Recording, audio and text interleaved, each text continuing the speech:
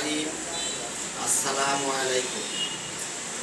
সুফল নিয়ে ক্ষমতা তাণ্ডব চালায়, সাধারণ মানুষকে হয়রানি করে আসছে। আপনাদের প্রথমে জিজ্ঞাসাবাদ করছি যে আপনারা এই পথটা বন্ধ করেন কেন? পথটা বন্ধ করেন না, মানুষ চলাচল করে। এটা আমরা প্রশাসনের কাছে কুমিল্লা জেলা আমাদের উপর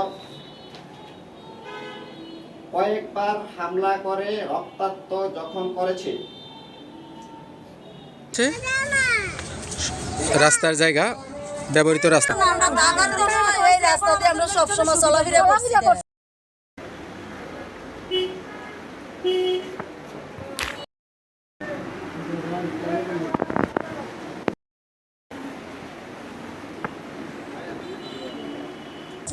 আমরা বুঝ হয়ে আমরা এই রাস্তা দিয়ে চলছি।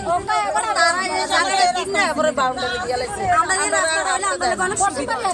তারা কাছে অনুরোধ করে করছি আমরা একার জায়গা দেয়, তারা দিছে, আমাদের দিছে না।